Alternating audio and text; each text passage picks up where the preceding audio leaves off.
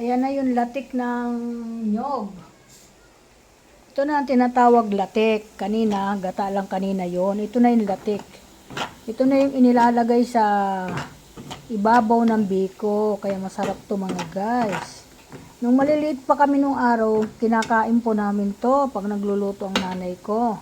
Ito po yung kinakain namin. Ayan, pinapapak namin yan. Pero pag nasobrahan ka nito, sasakit din po ang tiyan mo. Kaya kailangan huwag kang kain ng ganito. Masarap ito talaga sa ibabaw ng biko. Yun, ilalagay po sa ibabaw ng biko ito. Ayan mga guys, di ba? Kaya maganda po siya. Yun, latik na po to. Ito po, ilalagay ko po ito sa sa ganito po mga guys. Ayan. Kasi para hindi siya masyado masunog po. Ilalagay ko na po siya dito sa mangko. Kaya po sa salaan yan. O, di ba po? Latik na po siya. Ayan po, ayan. Kahit isang buwan po, 2 linggo ang biko nyo, hindi basta-basta nasisira yan. Ganun po yan mga guys. Ito po ang ito po ang technique sa biko. Kakaunti nga lang kasi 2 nyug lang tong nilatik ko na malalaki. Kailangan ito 3 malalaki. Sa 2 kilong malagkit, 3 nyug na malalaki ang ilalatik nyo. Tapos sa pagluluto nyo ng bigas na kanin na pag malagkit na isaing na po nyo, 3 din po yon. Tapos hahaluan po nyo ng kaunti ng mantika ng ganito para masarap siya, malasa. Mga isang ganito, isang kutsara ng ganyan ihahalo nyo. Doon sa ginagawa nyo pansabaw ng sinaing na malagkit. Pag malapit na po maluto, yung bumubula na po sa ibabaw, saka po nyo ilalagay yung kanin na malagkit. Ganun lang po ang pagluto niyan, simple-simple lang po. Yung anak ko hindi matutunan eh. Lagi nagtatanong sa akin, ano daw pa ang pagluto niyan. Madali lang ang magluto niyan, isasaing mo lang ang malagkit. Magtapos maglalatik ka.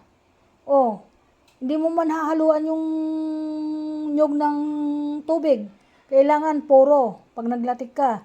Pati yung isasabaw mo dyan, pag nagluluto ka na ng biko, yung sinaing na kanin na biko, yung ilulubog mo na siya doon. Kailangan kung 2 kilo, 3 pirasong malalaking nyog.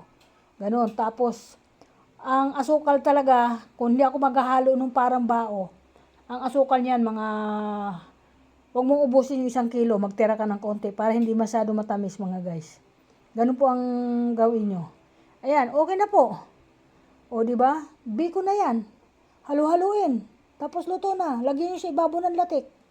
O, okay na po siya. O, madali lang po magluto nito kasi hindi ko naman po ito pinag-aralan. Kundi po, natutunan ko lang po ito nung siguro mga 7 taon pa lang ako, mga 10 ganon.